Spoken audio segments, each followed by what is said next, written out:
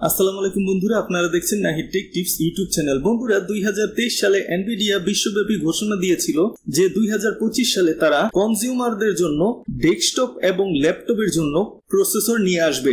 Nvidia তো graphics card প্রস্তুত করার জন্য আপনার বিশ্বব্যাপী পরিচিত, কিন্তু তারা এইবার কম্পিউটারের জন্য প্রসেসরও প্রস্তুত করবে নিজস্ব প্রযুক্তিতে। এই খবর আপনার বিশ্বব্যাপী ছড়িয়ে পড়ার পর যারা কনজিউমার আছে ডেস্কটপ এবং ল্যাপটপে এনভিডিয়ার গ্রাফিক্স কার্ড ব্যবহার করে তারা অনেক খুশি হয়েছিল এবং অন্যান্য প্রসেসর প্রস্তুতকারী কোম্পানিদের মাঝে চিন্তা ঢুকিয়ে দিয়েছিল যে এত বড় কোম্পানি প্রসেসর মার্কেটে আসলে ইন্টেল, এএমডি সহ যত প্রসেসর প্রস্তুতকারী কোম্পানি আছে তারা চাপের মুখে পড়বে। কিন্তু বন্ধুরা, 2025 সালের বর্তমানে জুলাই মাস চলছে, কিন্তু এখনো এনভিডিয়ার প্রসেসর বাজারে আসেনি। কেন আসেনি সেই বিষয়গুলো এই ভিডিওতে আলোচনা করব এবং কবে আসবে সেটাও জানবো। তার আগে বলে নেই, আপনি যদি আমার চ্যানেলে নতুন হয়ে থাকেন ভিডিওতে লাইক দিয়ে চ্যানেলটি সাবস্ক্রাইব করুন এবং ভিডিওটি না টেনে দেখতে থাকুন। তো বন্ধুরা, যারা গ্রাফিক্স কার্ড প্রস্তুত করার রাজা মানে গ্রাফিক্স কার্ড মার্কেটে কিং, তারা চাইলেই প্রসেসর প্রস্তুত করতে পারবে না নিজস্ব প্রযুক্তিতে। এটা অনেক সময় এবং রিসার্চ এবং ডেভেলপমেন্টের ব্যাপার। তারা 2023 সাল থেকে অনেক চেষ্টা করেছে। একটি গোপন সূত্র থেকে জানা গিয়েছে তারা আপনার কয়েকবার ইঞ্জিনিয়ারিং স্যাম্পল প্রসেসর প্রস্তুত করেছিল, কিন্তু বিভিন্ন সময় বিভিন্ন ত্রুটির কারণে সেইগুলোকে বাদ দিয়ে আবার নতুন করে তাদের ইঞ্জিনিয়ারিং স্যাম্পল তৈরি করে সেইটাকে তাদের ল্যাবে আপনার পরীক্ষা করতে দেখা গেছে বা শোনা গেছে।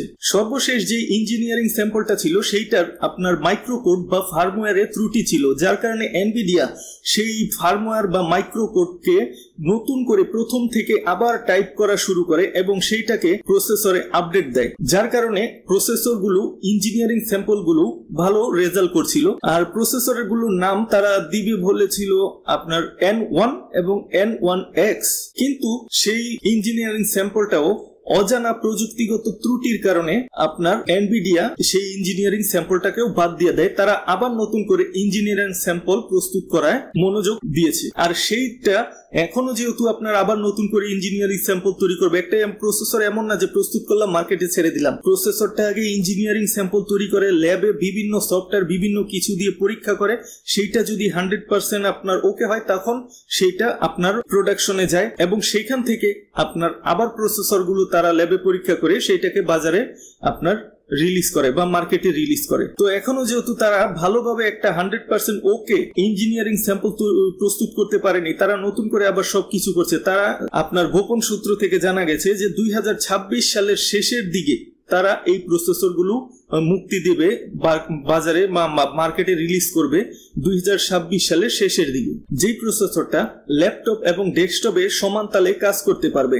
আর এনভিডিয়া জানিয়েছে এই কনজিউমার লেভেলের প্রসেসর প্রস্তুতের সাথে সাথে তারা ওয়ার্ক স্টেশনের জন্যও প্রসেসর প্রস্তুত করবে। এএমডি থ্রেডরিপার প্রসেসর গুলো আছে না, ওয়ার্ক স্টেশন ফোকাস করে বানানো হয়, সাধারণ কনজিউমারদের জন্য না, এটা কিন্তু প্রাইসও বেশি হয় অনেক। সেই রকম ভাবে তারা ওয়ার্ক স্টেশন প্রসেসর প্রস্তুত করবে।